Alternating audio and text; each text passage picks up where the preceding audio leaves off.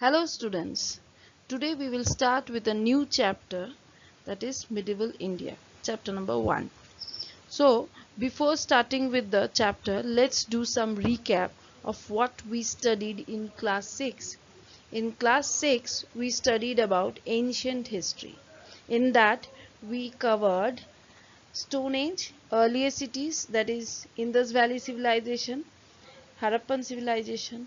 We have even covered Vedic age, First Empire, Ashoka, and empires of Hindu kings during 4th century to 7th century.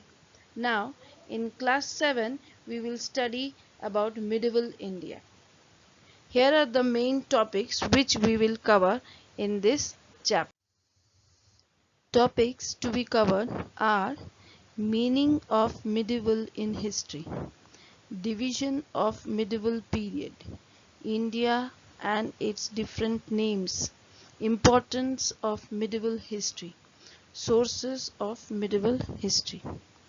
Here in this video we will cover some of the topics and rest in the next video. So students, listen carefully to the explanation given, as there will be some questions at the end of the explanation which you need to answer. So let's start. History is divided into 3 periods, that is ancient, medieval and modern. Ancient history, which we have already studied in class 6, medieval, which we are going to study in this class, and modern, that we will be studying in the next class, class 8. So what we find in this slide, that medieval is that period which lies between ancient and modern. So let's know what is the meaning of medieval in history. What does the word medieval mean in history? The period that lies between ancient and the modern periods of history is known as medieval period.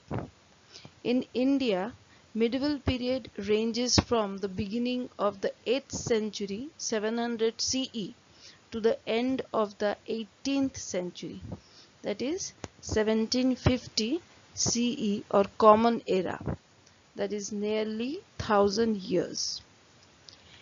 Here what we find, historians say that the medieval period starts from the 8th century because important and visible changes were observed in the society, polity, economy, religion and culture during this century.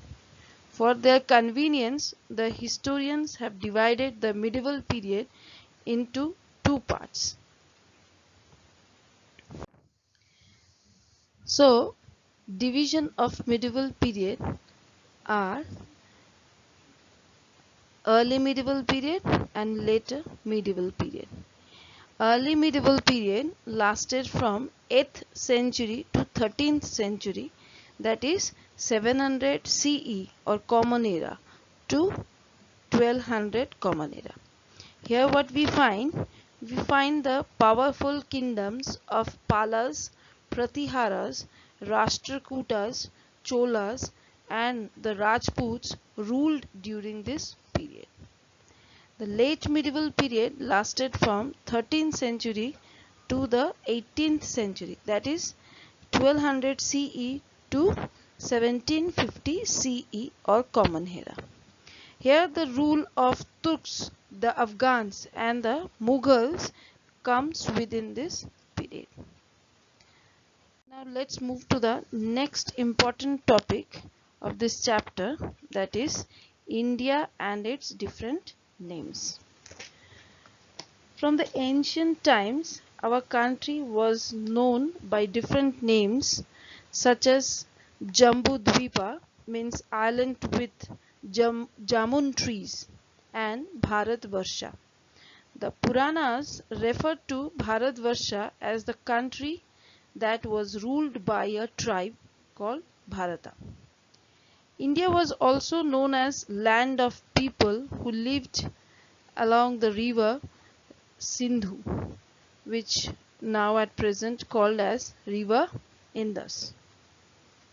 In the sacred book of Parsis, Zend Avesta, the Indian subcontinent is referred as Sapta Sindhu, that is land of 7 rivers. Even different languages have different pronunciation, which gave varied names to India. Like Old Persian language pronounced Sanskrit word Sindhu as Hindu.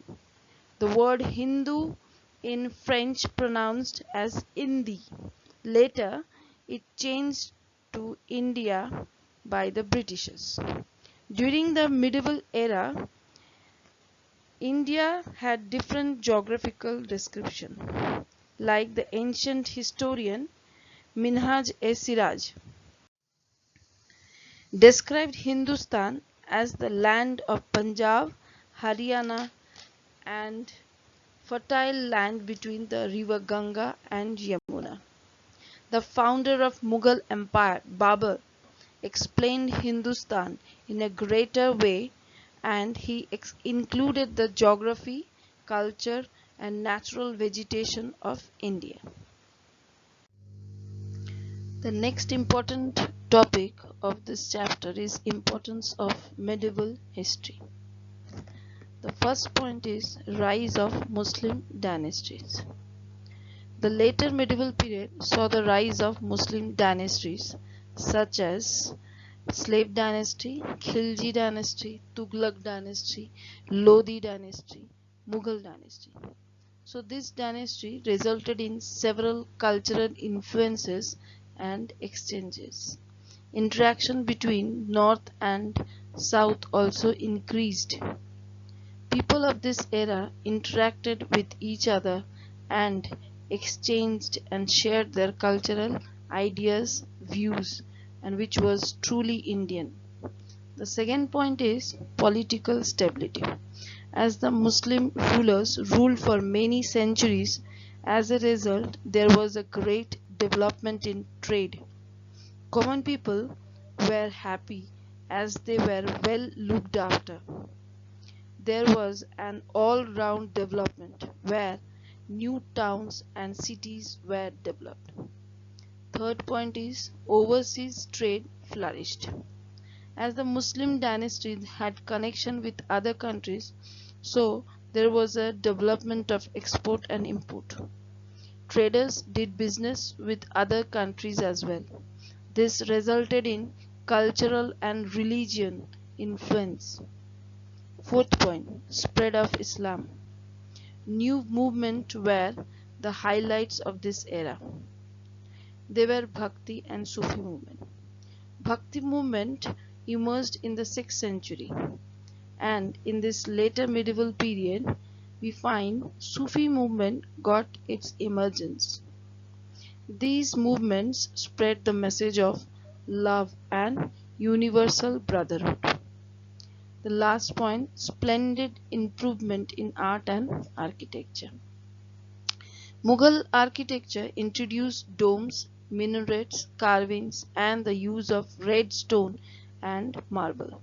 Some of the examples of these monuments are Taj Mahal, Red Fort, Jama Masjid, etc. The rulers during these different phases of medieval period were great patrons of literature. Here patrons means supporter of literature.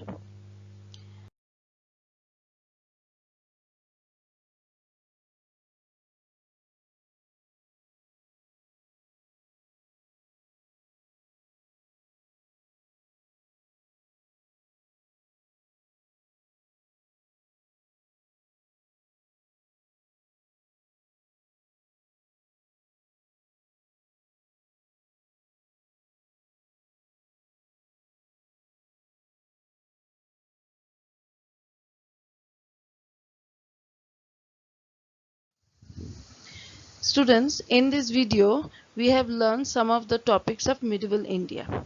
So here is a worksheet. Through this worksheet you can evaluate yourself what you have learned in this video. So before answering this worksheet, you go through the video properly and then answer these questions in your notebook. Thank you.